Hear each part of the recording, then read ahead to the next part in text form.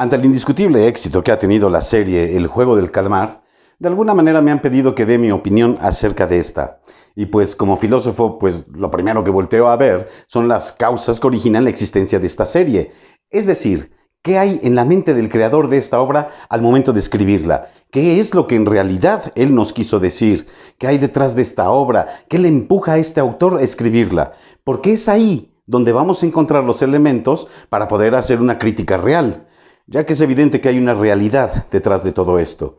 Más allá de la simple presentación cinematográfica y de toda la trama novelística dentro de su género de suspenso, drama, sobrevivencia, la cual pues está bien.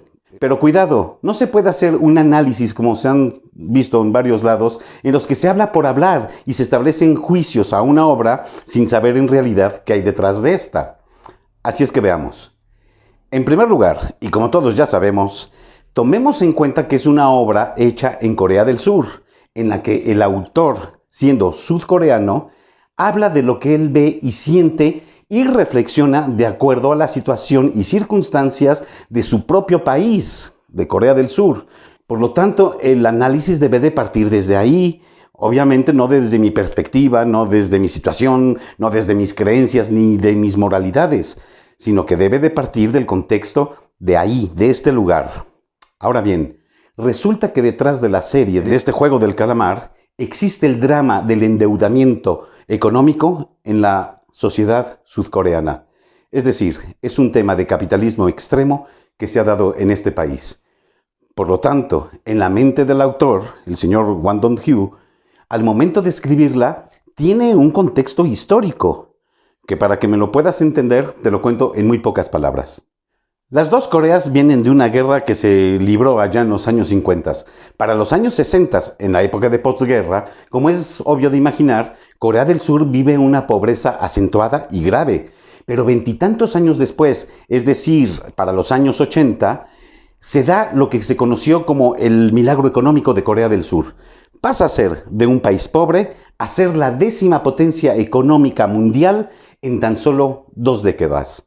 Obviamente les ayuda su situación geográfica que les da ingresos en pesca, agricultura, ganadería, pero también se convierten en uno de los países líderes en tecnología a nivel mundial. Son los fabricantes de los automóviles Hyundai, de los aparatos Samsung, de las televisoras o aparatos celulares o llamados móviles, LG, etc. Se dice que es el país que tiene el internet más rápido del mundo. Bueno, pues este salto tan veloz de la pobreza extrema a la riqueza extrema, obviamente trajo sus consecuencias. Por un lado, como país cae en la tentación del capitalismo extremo, aquel que alguna vez el mismo Juan Pablo II criticó y llegó a llamar el capitalismo voraz. Y obviamente se crearon empresas multimillonarias y gente multimillonaria, cosa que podríamos ver y decir que eso es bueno para Corea del Sur, pero no para todos los sudcoreanos, ya que para un gran sector de su población esto generó pobreza.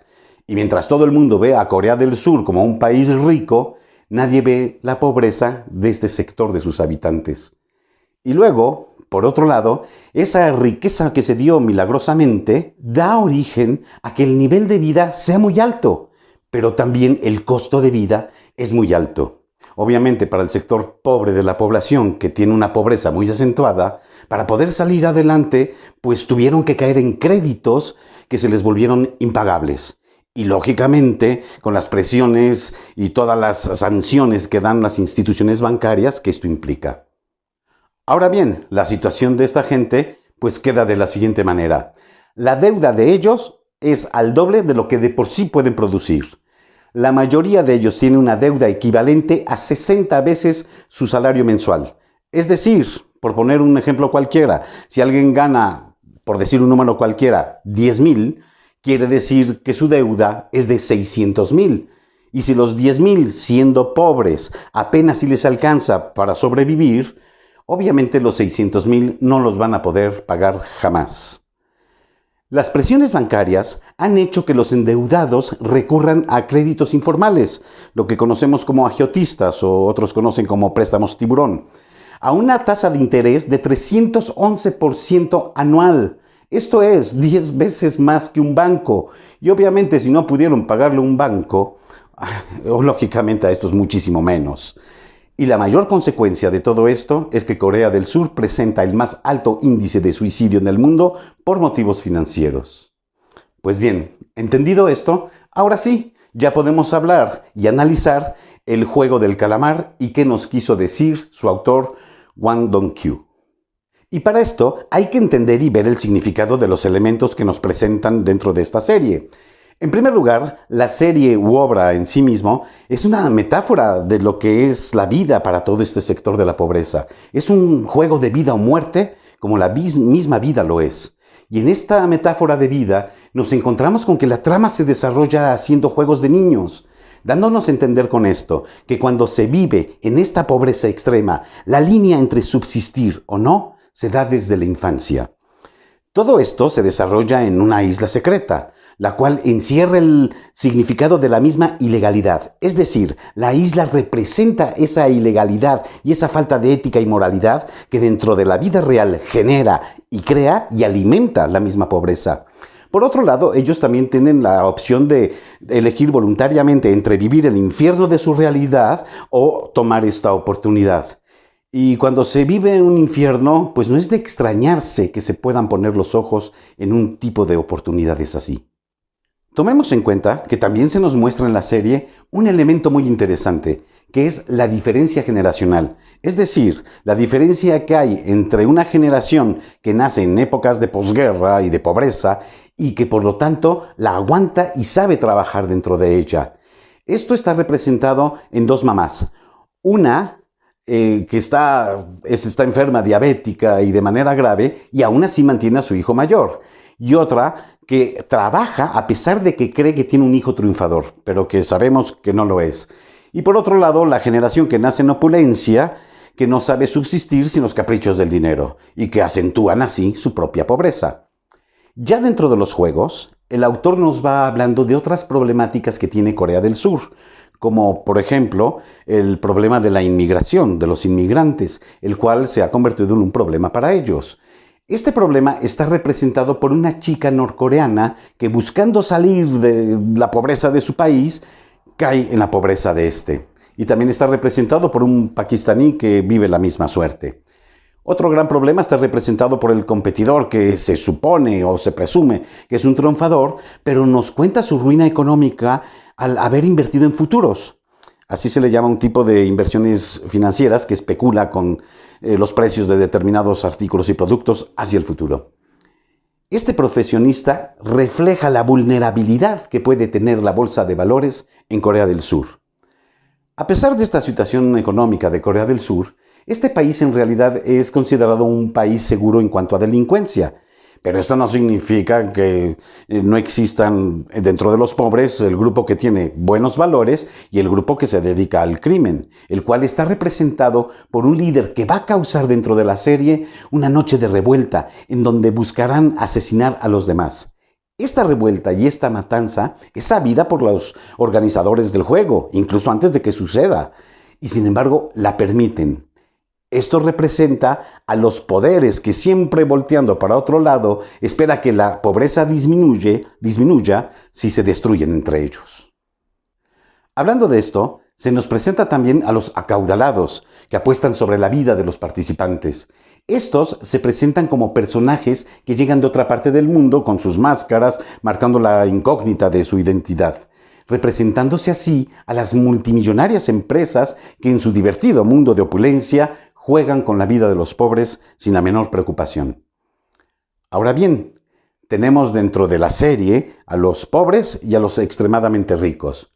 La clase media no se escapa, y esta está representada por los guardias, que sin estar en riesgo de morir en los juegos, pues tampoco están exentos por morir por otros motivos. Ellos siempre cumplen con su trabajo cotidiano en un empleo que desarrollan metódicamente como robots en un determinado orden y sistema. Y aún así se dan ínfulas de grandeza en las que, sin ser ricos ni poderosos, se dan el lujo de ignorar a los que tienen menos que ellos, incluso aún siendo estos otros de clase media. Es por esto que en la serie el de grado menor no puede hablar si no se lo pide uno de grado mayor.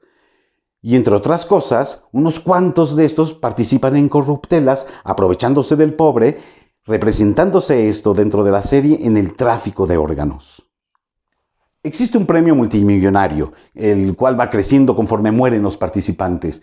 Este premio, que al principio es el motor que los lleva voluntariamente a jugar, pasa a un término secundario cuando logran valorar lo que es la vida. Y dentro de la trama se desarrollan traiciones por el menos esperado, trampas y emboscadas marcados por el instinto de supervivencia y que al mismo tiempo le ponen la sal y pimienta al suceso de la serie. Los 6 juegos que se presentan en esta serie, y en donde está la vida de por medio, nos enseñan que para sobrevivir dentro de la pobreza se requiere de 5 grandes elementos.